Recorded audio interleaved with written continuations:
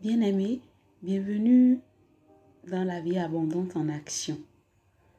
De par cette chaîne, nous aurons des temps d'évangélisation, des partages pour exhorter, pour étudier la parole de Dieu, enseigner également, conformément à la source de la vie abondante, l'auteur du salut éternel, qui est notre Seigneur Jésus-Christ.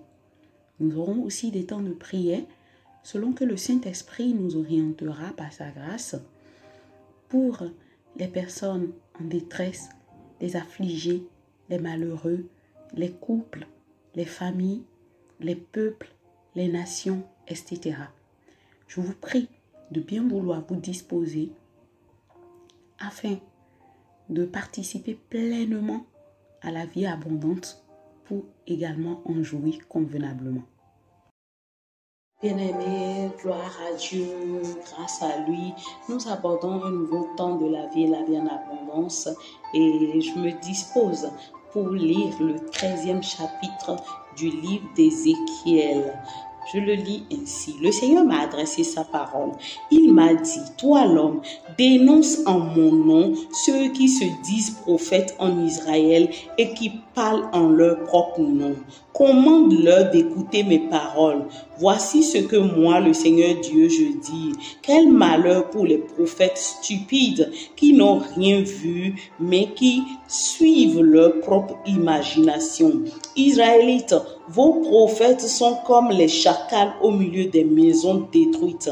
Ils ne sont pas allés réparer les trous des murs. Ils n'ont pas construit de clôture pour vous protéger de la guerre. Le jour où le Seigneur agira, ils inventent leurs visions et ils annoncent des choses fausses.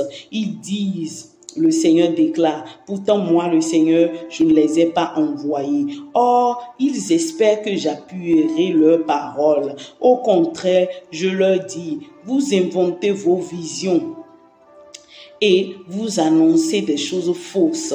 Vous dites, le Seigneur déclare, pourtant je n'ai pas parlé. Eh bien, voici ce que j'affirme. Moi, le Seigneur Dieu, puisque vous inventez vos messages, puisque vos visions sont fausses, je vais agir contre vous. Voilà ce que le Seigneur Dieu déclare. Je montrerai ma puissance contre les prophètes qui inventent leurs visions et qui annoncent des choses fausses. Ils ne feront pas partie de l'assemblée de mon peuple. Leurs noms ne seront pas sur les listes du peuple d'Israël et ils ne reviendront pas dans leur pays. De cette façon, ils sauront que le Seigneur Dieu, c'est moi. Les prophètes trompent mon peuple. Ils disent tout va bien, pourtant tout va mal. Les gens de mon peuple construisent un mur. Eux, ils se contentent de le recouvrir de plâtre.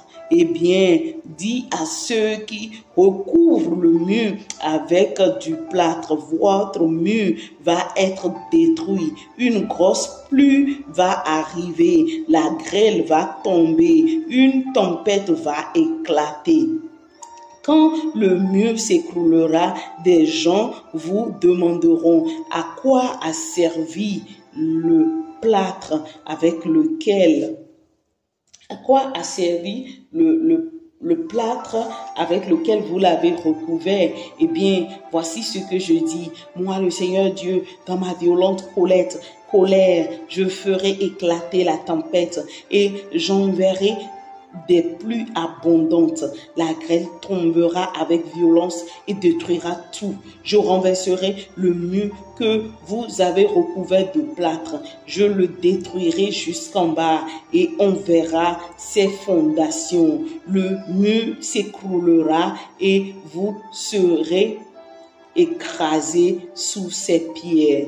Alors vous saurez que le Seigneur c'est moi. Je laisserai ma violente colère agir jusqu'au bout contre le mur et contre ceux qui l'ont recouvert de plâtre. Je vous dirai, le mur est détruit. Ceux qui l'ont recouvert de plâtre sont morts. Ils ne sont plus là. Les prophètes d'Israël qui parlaient de l'avenir de Jérusalem, leur vision affirmait que tout allait bien. Pourtant, tout allait mal. Voilà ce que le Seigneur Dieu déclare. Toi, l'homme, tourne maintenant ton visage vers les femmes d'Israël qui parlent en leur propre nom. Dénonce-les en mon nom. Tu diras, voici les paroles du Seigneur Dieu. Quel malheur pour vous! En effet, vous cousez des bracelets pour tous les poignets. Vous faites des voiles pour les personnes de tout âge et par là, vous avez un pouvoir sur leur vie. Vous voulez prendre la vie des gens de mon peuple et conserver votre propre vie. Vous me méprisez devant mon peuple pour quelques poignées d'orge et ou un peu de nourriture. Vous mentez à mon peuple qui croit vos mensonges.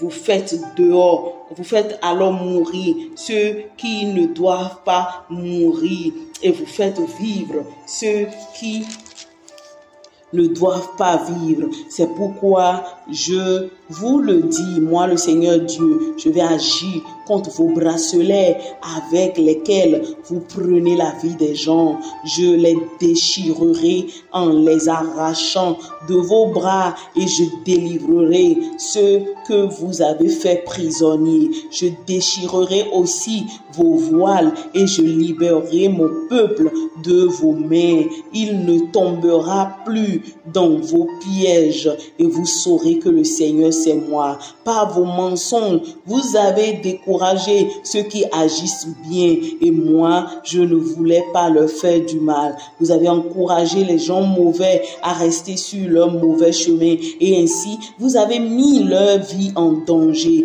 Eh bien, vous n'inventerez plus vos visions, vous n'annoncerez plus les choses fausses. Je délivrerai mon peuple de vos mains et vous saurez que le Seigneur, c'est moi. Amen. Amen. C'est un texte qui suscite l'effroi dans mon cœur et je vois vraiment qu'il n'y a rien de nouveau sous le soleil. Je l'ai intitulé le jugement des faux prophètes et prophétesses.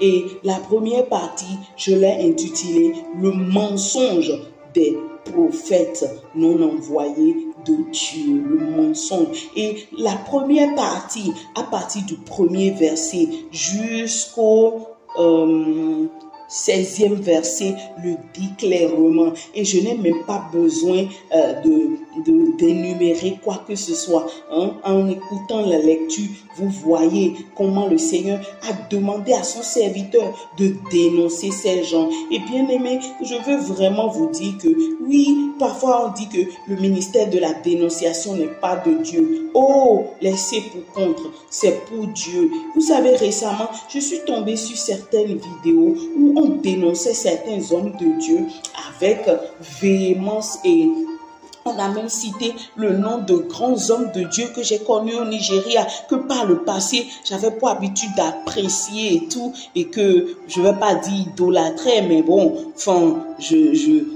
jubilais vraiment pour leur ministère et je pouvais entendre la dame qui dénonçait pour dire, c'est à travers les fétiches que j'utilisais avant que j'ai pu drainer de nombre dans ces églises. Oh là là. Et au début, j'étais tellement gênée et j'étais en rouge j'étais rouge de colère contre la dame et je disais, mais maintenant, est-ce que c'est le moment de le dire? Est-ce que c'est le moment? Ce n'est pas le moment. Normalement, toi, tu devais prier. Et au fond de moi, j'entends que c'est comme la voix du Seigneur qui veut dire, non, ne dis pas ça, Balbine. Je permets ça pour que tes frères et sœurs puissent se repentir. Parce que si jamais ils meurent comme cela, leurs missions ne seront pas acceptées de moi. Leurs œuvres ne seront pas acceptées de moi. Et je n'aurai aucune récompense à leur donner. Waouh! Et quand j'ai entendu ça, et avec le passage que je viens de lire, où le Seigneur est en train de dire que, eh bien, voici ce que je dis, moi, le Seigneur, à partir du verset 13. Le Seigneur Dieu, dans ma violente colère, je ferai éclater la tempête et j'enverrai des pluies abondantes. La grêle tombera avec violence et détruira tout. Ouais. Et j'ai dit, mais ça rejoint en fait la parole dans le Nouveau Testament. Je ne sais plus trop dans quel passage c'est. Je pense que je vais rechercher le mettre en dessous de la description. Où il dit que une maison là, enfin, que le roi, je l'ai d'ailleurs écrit dans mon livre, Les ouvriers de la grande moisson, que le Seigneur Dieu ne fait acception de personne, que quand il vient pour visiter une œuvre que nous entreprenons pour lui, sous son inspiration, qui nous donne l'accord de faire, il va commencer la vérification à travers la fondation. Et s'il voit qu'il y a de la paille et que les matériaux qui ont été utilisés ne sont point en normes, selon les normes du ciel, ben, tout sera détruit et la personne sera sauvée comme au travers du feu. Et quand je lisais la partie là, je dis, mais tout porte à croire que c'est quelque chose qui découle en fait de cette partie. Parce que la suite, le verset 14 dit, je renverserai le mur que vous avez recouvert de plâtre. Ça veut dire que tout ce qu'on ornait de nous-mêmes là, ou qu'on garnissait, il dit, je l'ai détruirai jusqu'en bas et on verra ses fondations. Le mur se coulera et vous serez écrasés sous ses pieds. Et cette partie-là, l'Esprit de Dieu me dit, tu sais ce que ça veut dire, l'écrasement sous les pieds? C'est quand les fidèles maintenant montent sur les hommes de Dieu pour les juger. Ils montent au créneau pour juger, pour les juger, pour les dénoncer. Et bien aimé, peut-être que vous êtes un homme de Dieu, peut-être que vous avez le don de la prophétie. Je vous en supplie, ne dites rien que le Seigneur ne vous a pas dit. N'inventez même rien avant même de vouloir dire quelque chose et penser que le Seigneur va soutenir votre parole. Je vous en supplie par les compassions de Christ Jésus. Demandez d'abord si cette pensée-là vient de Dieu avant de la partager. Vous savez, récemment, pour que ça m'a donné, enfin, ce qui s'est passé avec moi récemment m'a donné la conviction que c'est le Père Dieu qui m'a appelé pour cette mission et il est avec moi, il ne m'a pas abandonné. Un jour, il m'a permis de tomber dans une vision et avec des témoignages. Et j'entendais comment vraiment il exhortait sur les temps de la dernière heure là que nous sommes en train de passer, que la haine va s'abonder, la méchanceté va abonder, toutes ces choses-là monteront au créneau, mais que c'est à nous, enfants de Dieu là, de rechercher sa présence pour que nous soyons remplis de son esprit afin de pouvoir éteindre ces haines, ces méchancetés par son amour. Et j'étais au matin fatiguée, j'étais éreintée et j'ai dit voilà, je comprends pourquoi mes efforts ne donnent plus, parce que je n'ai plus soin du lieu secret comme avant. Et tout ce que je vous dis là, ça remonte un peu, hein. Bref, et j'ai commencé à invoquer le Seigneur. J'ai commencé d'abord à lui demander pardon. Et quand j'ai commencé à lui demander pardon, il m'a indexé même sur des choses que j'avais méfaites pour me dire, va les réparer. Dans certaines de tes vidéos, tu as dit si ça. Non, ce n'est pas ça. En vérité, c'est si, ça. Et je les ai ciblés pour les corriger. C'est sûr que vous n'avez pas trouvé, vous, les auditeurs, les corrections. Mais la grâce m'a été faite pour rectifier en corrigeant. Par lecture, je ne vous dirai pas ce que c'est parce que ça reste entre moi et mon papa. Mais c'est pour juste vous dire que quand le Seigneur nous expose quelque chose ou permet qu'on soit exposé, c'est pour notre salut. Cette démarche de sa part, cette action de sa part est salutaire pour nous. Et il ne faut pas que nous le méprenons. Il faut que humblement nous recevons cela et nous disons, oh, tu as raison, je ne savais pas. Merci de me l'avoir montré. Je me répands et je rectifie les choses. Et Dieu aime ça. Et je suis sûre que si ces prophètes, de par ces avertissements ici, là, ils se sont repentis, je ne crois pas que le Seigneur les aurait jugés. Et je comprends aussi que je ne l'ai pas mis et j'aurais pu le mettre, que Dieu n'a épargné personne. C'est qu'il a mis, il a localisé tout son peuple. Il les a mis sur viseur. Et que ce soit les gouverneurs, le peuple, ceux qui sont appelés ses serviteurs, prophètes et prophètes, il a tout dénoncé d'eux. Et bien aimé, je veux porter à votre connaissance ce qui se passe aujourd'hui, où les peuples sont attaqués avec les gouvernants, où dans les églises, les gens ne se taisent plus, ils montent au créneau pour dénoncer les choses. C'est pour votre salut. C'est pour votre salut. Ne priez pas en malédiction contre eux, mais asseyez-vous, réfléchissez sur ceux qui sont en train de vous reprocher et répentez-vous, arrangez les choses. S'il y a lieu de prendre même le micro, de remonter vous-même au créneau, de vous laisser enregistrer pour dire, écoutez frères et sœurs, je suis comme vous humains. C'est vrai que le Seigneur m'a placé au-dessus de vous, mais je ne suis pas mieux que vous et des erreurs peuvent se faire. Pardonnez-moi, je vais rectifier. Ce serait humble et cela serait plus salutaire pour vous. En ce moment, si Dieu vous a déjà pardonné et qu'il vous a donné la force de la repentance et quelqu'un d'autre monte encore au créneau contre vous, c'est la personne qui serait frappée en retour. Donc, que ce soit les gouvernants, les politiques ou quoi, c'est le temps pour nous tous, d'accord, de faire table rase, de laisser pour compte nos autorités, nos positions et de se dire, Seigneur, qu'ai-je me fait?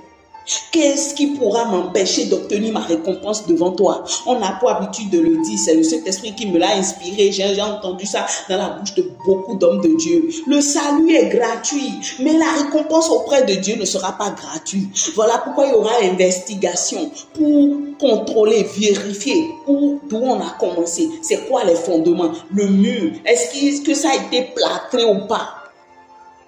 Et si c'est le cas,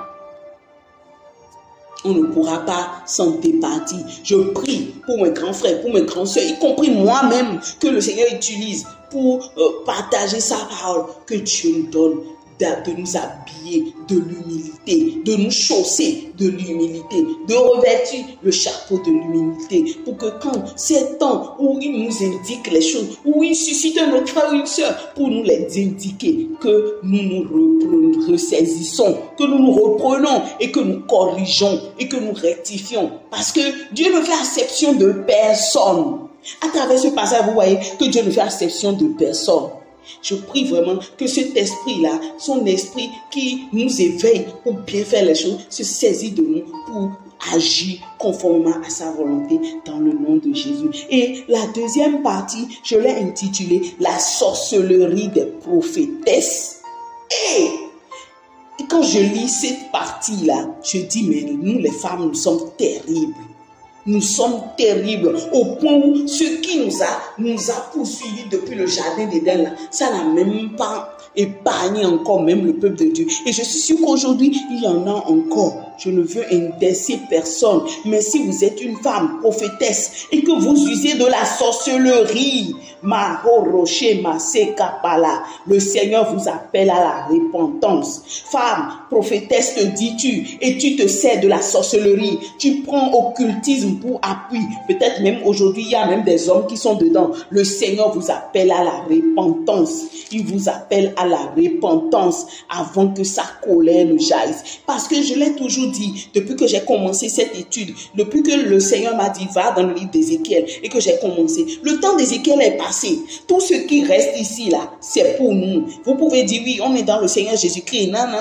Non, on est déjà la justice de Dieu en Christ Jésus. Non, on sera épargné. Vous serez épargné si vous vous repentez. Mais si vous ne vous repentez pas, vous ne serez pas épargnés au nom de Jésus, dit le Seigneur. Vous ne serez pas épargnés. Vous ne serez pas épargnés. Si vous utilisez le mensonge pour décourager ceux qui agissent bien, sachez que si vous ne vous repentez pas, vous ne serez pas épargnés. La colère de Dieu, et même avant la colère de Dieu, vous allez rater l'enlèvement. Vous n'irez pas, vous allez subir la colère de Dieu. Et si on doit vous sauver, ce sera après votre mort là, qu'on pourra vous faire passer comme si on vous sauvait au travers du feu. Je prie pour tous ceux qui se voient au rang de ces gens d'hommes, de ces gens de femmes qui pratiquent la sorcellerie, alors qu'ils sont dans le corps de Christ, avec toutes sortes d'actes, les pieds parfois en avant, les choses de tout genre aujourd'hui. Oui, vous ne vous repentez pas. Cela il va de la déchéance et de la suspension de vos récompenses, plus risque de rater l'enlèvement pour subir la colère de Dieu. Je n'irai pas plus loin, je vais m'arrêter là. la voix du Seigneur a parlé à travers ma bouche et je vais prier encore pour le corps de Christ. Tant de paix, je lis ce passage et je vois les dérives de ceux qui s'appellent les prophètes et les prophétesses. Et comme tu me l'as dit, que si ces paroles sont restées, Ézéchiel, son temps est passé. Ça nous concerne nous aussi aujourd'hui. Et je prie pour mes grands frères, mes grandes sœurs, d'autres même peut-être plus jeunes que moi, qui s'érigent en prophètes et en prophétesses, alors qu'ils ne le sont pas. Change leur cœur, change leur cœur. Donne-leur des visions pour leur montrer que ce n'est pas ce à quoi tu les as appelés qui sont en train de faire. Sors-les de là, tout comme tu l'as fait pour moi, pour me montrer qu'il y a une erreur dans mes vidéos, que j'ai mal interprété quelque chose et tu m'as donné la grâce de rectifier. Fais de même pour ces personnes dans le nom puissant de Jésus, que ton amour, Seigneur, soit tangible pour eux en ce sens et que tu leur donnes un cœur de repentance. Change les femmes qui se disent prophétesses, qui utilisent la sorcellerie, l'occultisme, qui mélangent toute forme de choses. Lama Satala, change leur cœur et donne-leur de se repentir. Merci Père parce que tu le fais au nom de Jésus-Christ. Je viens de prier. Amen. Amen. Bien-aimés, je n'irai pas plus loin que cela. Je vous dirai dans un autre temps, dans la vie en abondance. Recevez mes salutations et recevez tout autant les salutations de notre Seigneur Jésus-Christ. À très bientôt. Au revoir.